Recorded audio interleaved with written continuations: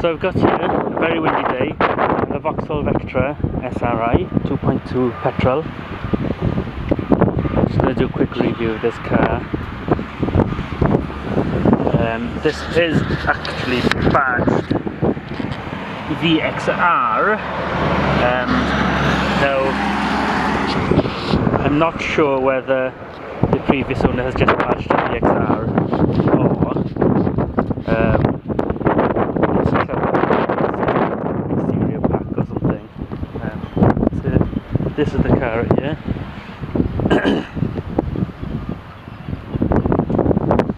Okay, so we're just gonna check out the boot. This is all my stuff.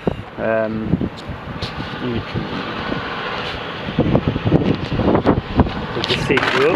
Right, so I've already got some light stands in here.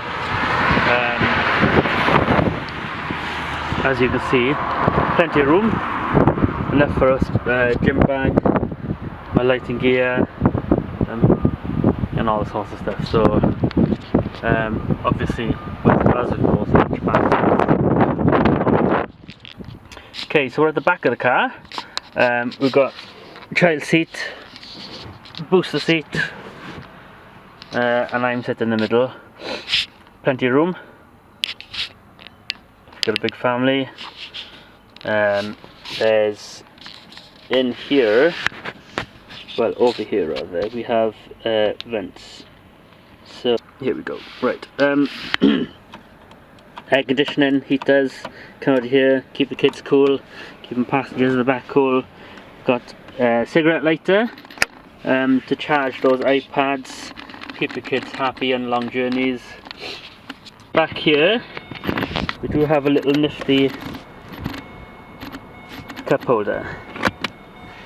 Right there, as you can see, just to give you an idea of room, how much you can fit there. We have here no cubby holes, except a really small one down here.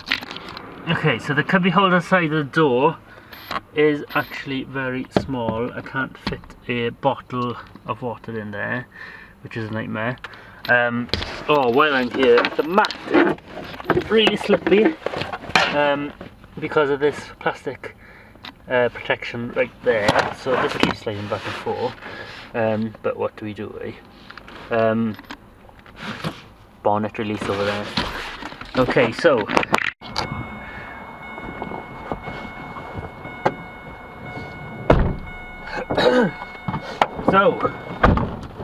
let's take this car for a little spin. As you can see here, radio display, clock, thermometer. We've got the average miles per gallon, which you can change to various other things, like the current MPGs. So that's the car started. I'm just going to take my phone out of my pocket, which I do have a phone holder here, which easily slips off. I don't use that much anymore, so I just keep it down there. Now, we're just going to pull off here, give it a little quick spin. So immediately we can feel that the suspension is quite stiff on this, being the SRI model. It's a little bit sportier, just to get around corners a little bit quicker. Now we'll take this for a little spin through built up areas first, just to feel what it's like. Here's a speed bump again. There's nice torque in this car. It doesn't feel like it's struggling at all when I'm trying to pull off. It's a little bit noisy, I can hear the tyres through the car, but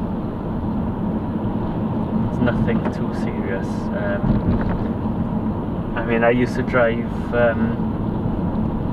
sports cars with modified exhausts, and I could really hear the bass in the exhaust. So we're just going to turn around. Let's try this lever here. going to go back on the faster roads just to give it a proper spin. So the controls here, average consumption, I can flick through instant consumption, stopwatch. Now I don't know why you'd need a stopwatch on this. Maybe you want to test the 0 to 60 maybe, or maybe the duration of your journey, which would make more sense, because it's got 1 minute there already. If I click it again, the range, current, no, how many miles have we got left on a fuel tank?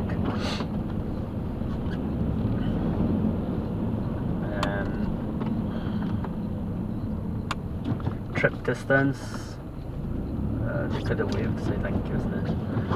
Trip distance, average speed,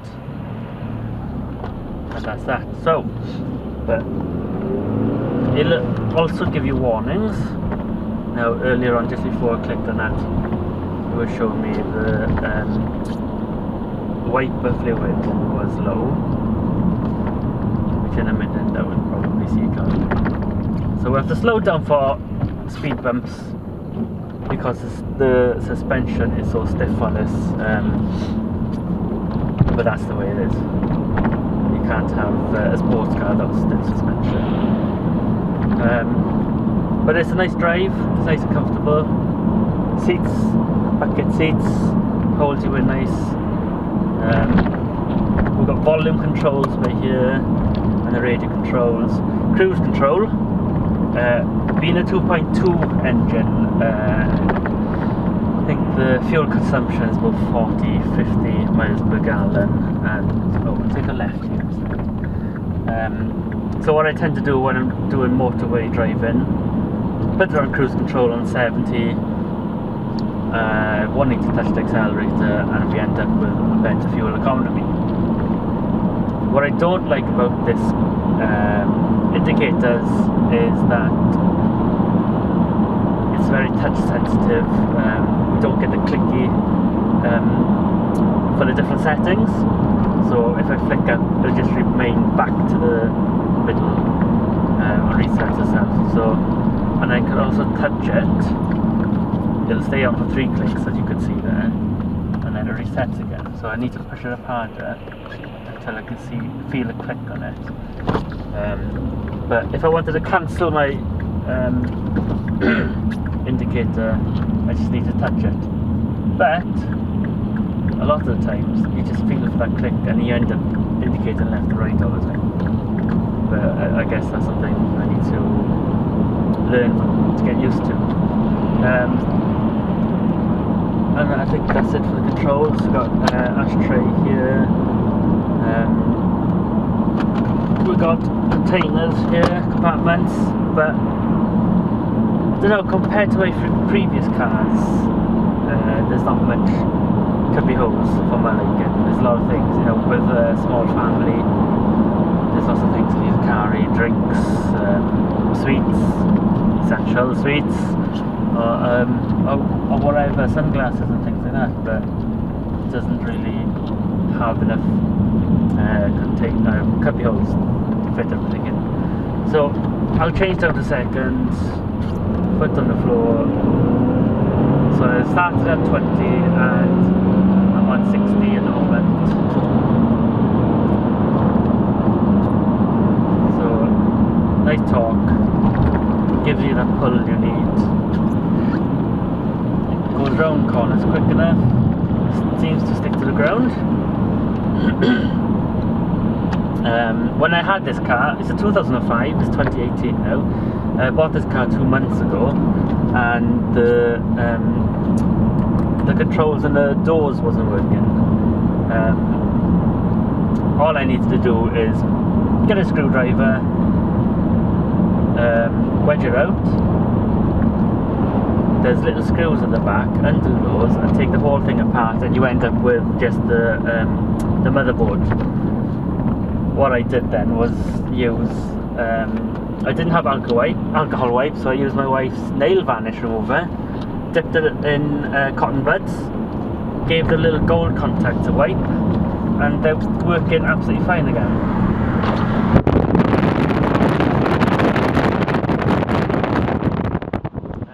old car. This is very loose.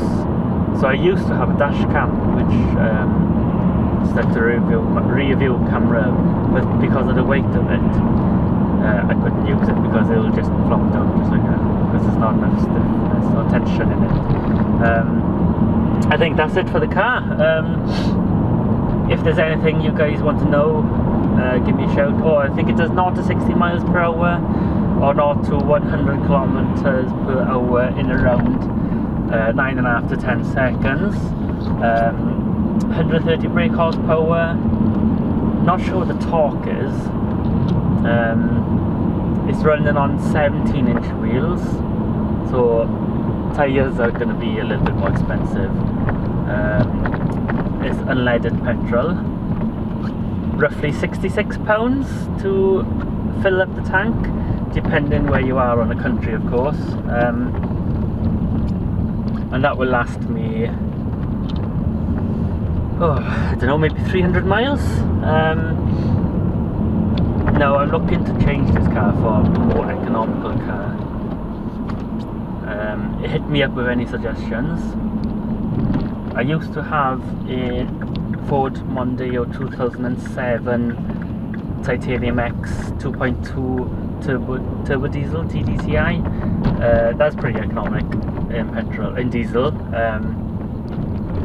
and good performance. So I'm looking for one of those again. But I don't know, I test drove a Prius the other day. Even though it's really slow, the fuel economy is just phenomenal. So I'm very tempted to get a hybrid car next. So yes, if you do have any suggestions on what car to buy, then I would really appreciate that. So I'm just driving around the street at the moment, just to get a feel of the car. I mean, I'm driving in a lane and I can feel bumps everywhere. So don't hit any potholes, guys, because your tyres aren't going to like it, neither is your suspension.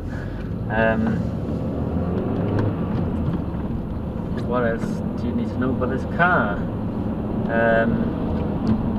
Massive boot space, as I shown you earlier. Fit loads of things in it, kids' bikes. Only coming to 5-year-old and the 8-year-old, so they got small bikes. I'm sure I could fit them both in too. Right. Brakes are good. I do like the sound of this one. It's pulling off. It's nice and deep.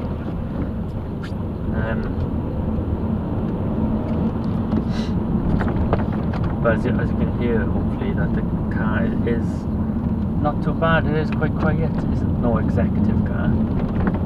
But if you want to blend in with the crowd and not stand out from the crowd, then I think this is a good car. It just doesn't make too much of a statement. Although it probably does stand out compared to the rest of the Vectras because it has an exterior kit on it. It's badged VXR, but I'm not sure whether it's the previous owner that's stuck that on or has actually come with the car.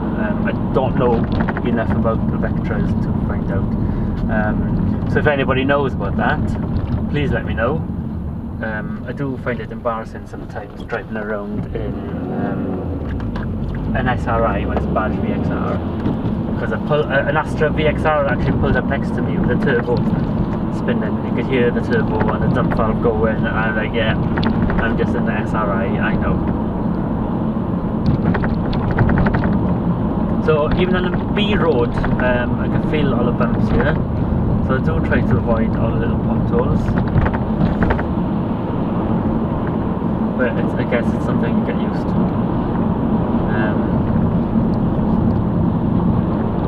I think that's about it. It's a great little car, a great big car, plenty of room. It gets me up and down the country.